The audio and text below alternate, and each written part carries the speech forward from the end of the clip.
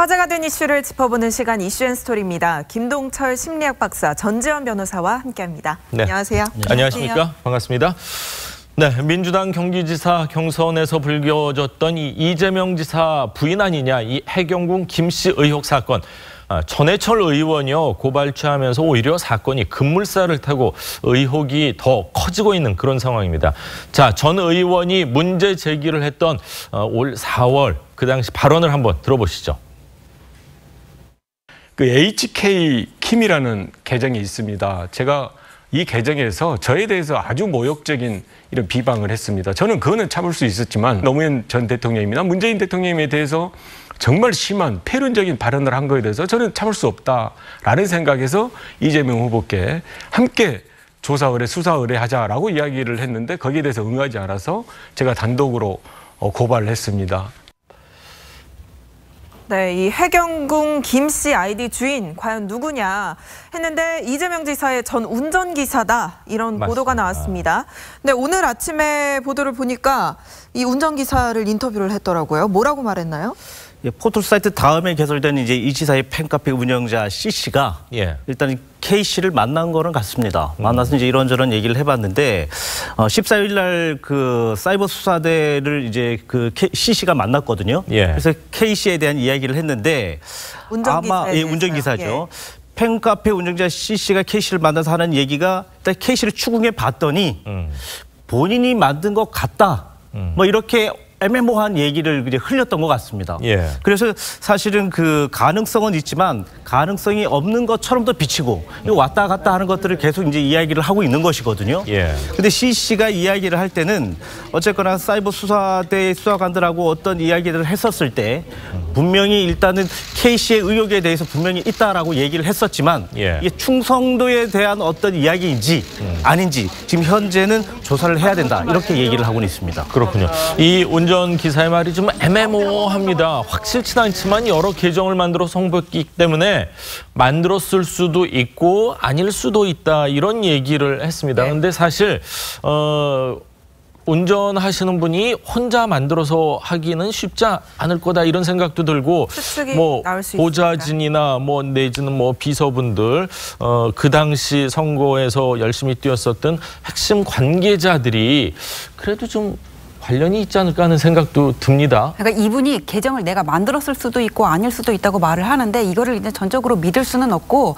계정을 만든 사람이 이분이 맞다면 쓴 사람도 일단 이분이 맞다고 정리를 해야 될 것 같아요. 다만 이분이 운전기사 업무를 했던 수행원이라는 점에서 이게 어떤 단순한 충성심의 발로라기보다는 왜냐하면 그게 어떤 전해철 의원이나 고 노무현 대통령, 문재인 대통령을 비방하는 내용이 있는데 충성심의 발로에서 어떤 그런 범죄 행위가 될 수 있는 내용을 함부로 하기는 좀 부담이 큰 측면이 있거든요. 그래서 이게 캠프 내부에서 어떤 역할 분담 체계가 있었던 게 아닌가 그 부분까지 조사를 해야 될 것 같아요. 그러니까 계정주가 이 사람이 맞다 여기서 끝날 게 아니라 그 윗선까지 사실 좀 수사가 필요한 부분이라고 하는데 만일 어떻게 적을 하고 윗선에서 직접 조사를 한 게 아니라면은 이재명 지사까지는 그 책임이 안 갈 수도 있지만은 다만 수행원이 그런 계정을 만들어서 그런 비방하는 내용을 올렸다는 점에서 이 지사가 특정 부분에 어떤 정치적인 책임을 지게 될 가능성도 있다고 봅니다. 근데 이제 가정이지만 이 운전기사분이 계정을 만들었더라도 이 계정을 실질적으로 쓴 사람이 또 이 운전기사분이 아닐 수도 있는 거 아니에요? 그럴 가능성도 있어요. 그래서 좀 더 조사를 해봐야 되고 이 부분은 사실 수사 과정에서 이 운전기사분을 좀 압박할 필요도 있다고 보는데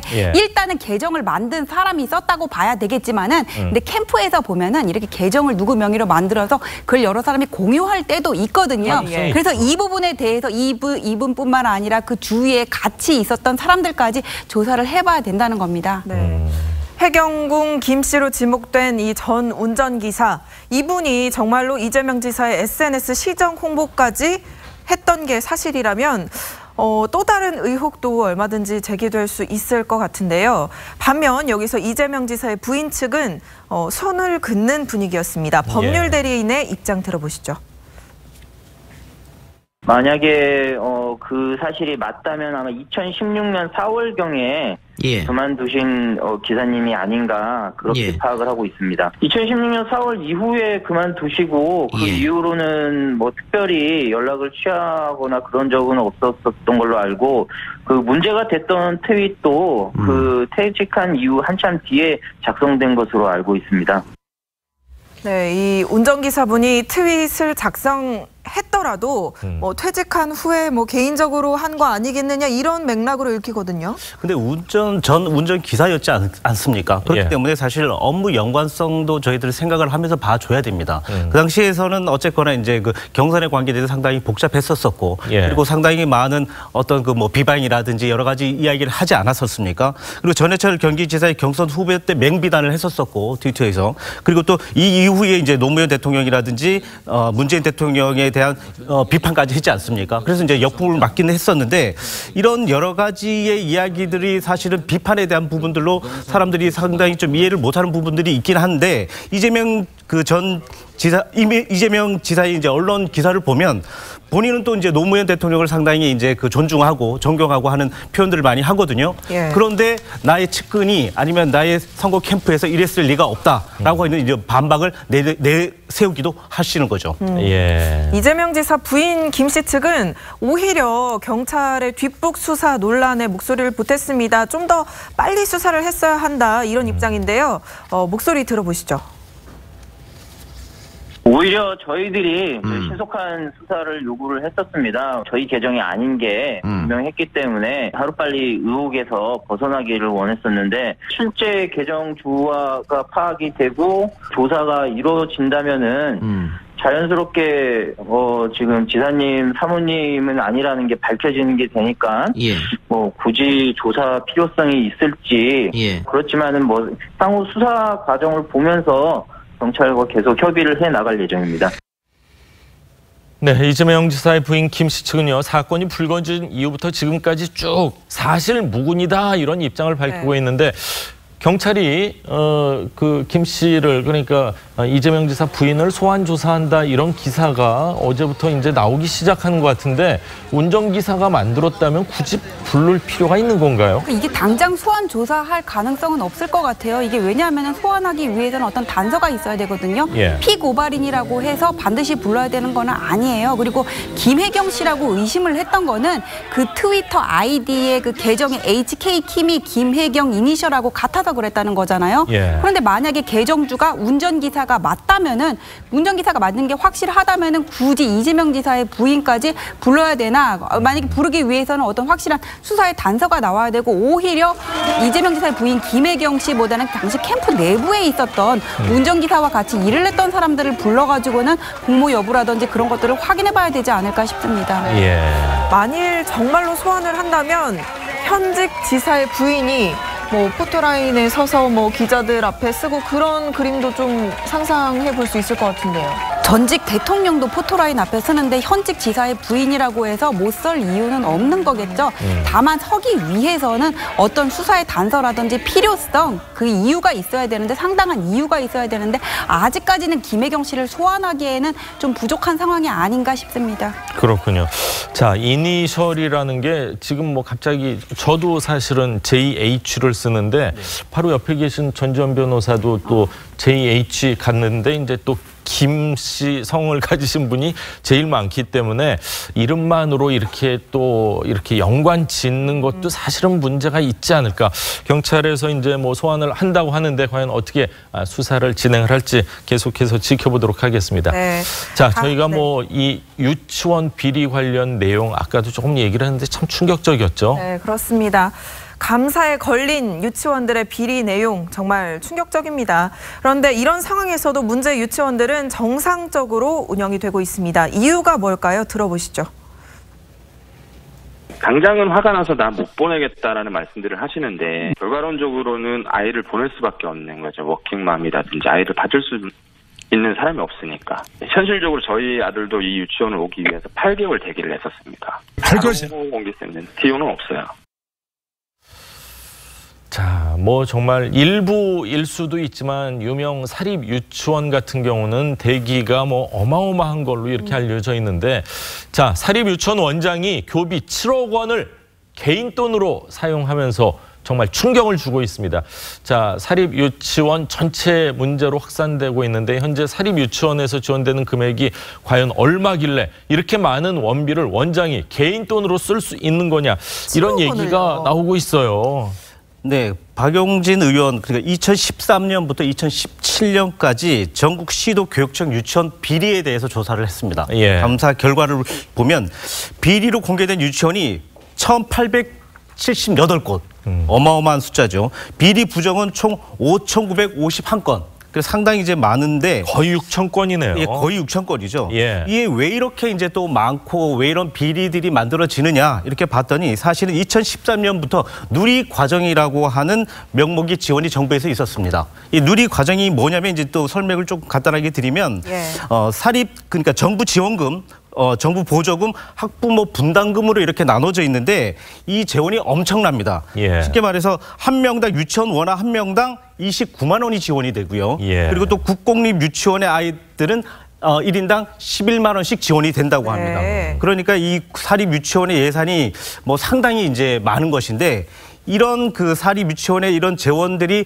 많긴 하는데 이 부분에 대해서 어떤 관리 감독들이 잘 이루어지지 않고 있었던 것 같습니다. 예. 그리고 상당히 방대한 유치원, 사립 유치원, 공립 유치원들이 많다고 보니까 이 자체가 아마 관리 감독뿐만 아니고 이걸 체계적으로 운영할 수 있는 어떤 시스템들도 좀 모자라지 않는가 생각을 하거든요. 예. 그래서 이 지금 비리가 일어난 유치원 같은 경우에는 이 그 뭐 노래방도 갔었고요, 이 돈으로 7억의 돈으로. 그리고 또 숙박비도 썼었고, 예. 성인 용품점으로도 또 갔었다고 얘기를 하거든요. 황당합니다. 그렇기 때문에 개인에 대한 돈으로 썼기 때문에 이건 상당히 큰 문제가 있다, 이렇게 얘기할 수는 있겠죠. 네.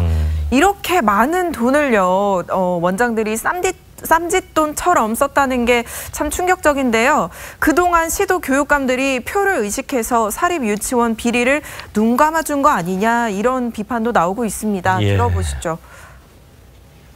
2013년부터 5, 6년간 이 감사를 해서 이런 문제가 있다는 걸 확인했으면서도 쉬쉬하고 방치하고 제도 개선 문제는 하나도 이루어지지 않고 있었던 거예요. 각 시도교육청은 도대체 뭐 한 겁니까? 엄마들이 나서야 하고 국회의원이 소송 각오하고 이렇게 공개하도록 여러분들이 두시면 되겠어요? 예, 이 기사가, 이 보도가 나고 한 이후에 그냥 우스갯소리로 나도 유치원을 했어야 되는데, 이런 뭐 한탄이 나올 정도로 국가 예산은 어마어마하게 지원을 받는데도 불구하고 뭐 국가에서 그거에 대한 사후 관리를 안 하다 보니까 정말 말씀 그대로 쌈짓돈처럼 내 주머니에 있는 돈을 그냥 쓰듯이 쓴 것 같은데, 이렇게 되면은 법정 미비기 때문에 그 처벌이 쉽지만은 않을 것 같다는 생각이 들어요. 이게 왜냐하면은 이분들이, 그러니까 국가 에듀파인이라는 국가 공식 회계 시스템이 있는데, 예. 국공립 유치원, 초등학교, 중학교, 고등학교는 다 이거를 쓰고 있어요. 예. 그런데 사립학교법상 사립 유치원은 사립학교로 분류됨에도 불구하고 소규모 유치원은 이런 회계 시스템을 도입하기에 맞지 않다, 이렇게 반대를 해가지고는 예. 그냥 이렇게 수기로 자기들이 알아서 작성을 해왔거든요. 그러니까 국가에서 보조금을 받을 때도 지정된 계좌로 받지만은 이걸 그냥 원장이 이렇게 마음대로 쓸 수 있었고, 다른 지원금이나 학부모 분담금이랑 이렇게 섞여가지고는 개인적으로 유용을 했었고, 근데 회계 시스템이 제대로 정착이 안 돼가지고는 발견이 안 됐던 건데, 이게 만약에 국고에서 보조금을 지급받을 때는 이게 용도를 정해서 지급을 받게 되거든요. 그래서 이거를 개인적으로 썼을 경우에는 횡령에 해당이 되기는 하는데, 근데 이 보조금이라는 게 다른 지원금이 있잖아요. 지원금이나 뭐 학부모 분담금이랑 또 달라요. 예. 지원금 같은 거는 일단 받으면은 받은 사람의 소유가 되기 때문에 이걸 어디에 썼는지는 문제가 안 돼서 횡령죄 책임을 물을 수가 없거든요. 예. 그래서 이렇게 사비로 썼다고 하면은 일단 횡령 조사를 해봐야 되겠지만은, 이게 만약에 다른 돈이랑 혼재돼 있고 또 뭐 보조금에서 얼마를 썼는지가 특정이 안 된다면은 사실 처벌은, 형사처벌은 좀 어렵게 될 수도 있습니다. 그렇군요. 그런데 이 유치원 측에서는 일부의 일탈을 전체 비리처럼 뭐 매도하고 있다, 이러면서 분노하고 있는 입장인데요. 뭐 좀 속상하실 수도 있을 것 같고요. 사립 유치원에서 혹시 또다시 예전처럼 뭐 집단 후원을 집단 휴원을 하거나 문을 예. 닫아버리거나 뭐 단체 행동을 하거나 이럴 가능성도 있을까요? 아니 저는 저렇게 일부의 이렇게 일탈 행위라고 매도한다 이렇게 얘기하는 게 네. 너무 지금 염치 없이 들리는 게 뭐냐면은 네. 박용진 의원이 17개 시도교육청으로부터 6,000개 유치원을 넘겨받아서 2,000여 곳을 검사했더니 1,898곳에서 1,878곳에서 이런 문제가 발생됐다는 거거든요. 예. 그럼 90%가 넘게 돼요. 예. 그럼 이거는 일부의 그냥 일탈이라고 그렇게 매도할 수만은 없는 문제고 그리고 사립 유치원 원장들 이제까지 무슨 뭐 운영위를 구성한다거나 아니면 감사를 할 때마다 사유재산에 대한 침해라고 그렇게 반발을 해서 이게 제대로 이루어지지 못하고 있었던 문제가 있는데 예. 이거는 우리 저 보조금 지원금 다 국민 세금이에요. 근데 그렇죠. 우리가 십시일반해가지고는 몇몇의 뭐 원장들의 국한된 문제기는 하지만 사립 유치원 원장들 어떤 가게 생활비 보조해 줄 필요는 없는 거잖아요. 예. 더 이상 우리가 눈뜬 장님이 될 수 없고 이 부분은 이번에 확실하게 짚고 넘어가야 되고 아니면 그냥 보존금 지원금을 감사를 안 받겠다고 하는 데 대해서는 끊어버려야 된다고 그렇게 하지 않으면 이 문제는 계속 반복될 수밖에 없습니다. 그렇습니다. 뭐 전수조사를 한 게 아니라 일부를 했는데도 불구하고 지금 말씀하신 것처럼 6천 건 정도의 적발 사례가 발견이 됐다. 극히 일부다 표현하기에는 굉장히 부적절하다. 전 변호사께서 그렇게 말씀을 해주셨는데 정말 이 부분에 있어서 말씀하신 것처럼 국민의 세금이기 때문에 철저한 사후 대책이 필요하다 이렇게 생각이 듭니다. 자, 오늘 두 분 말씀은 여기까지 듣겠습니다. 감사합니다. 감사합니다. 네.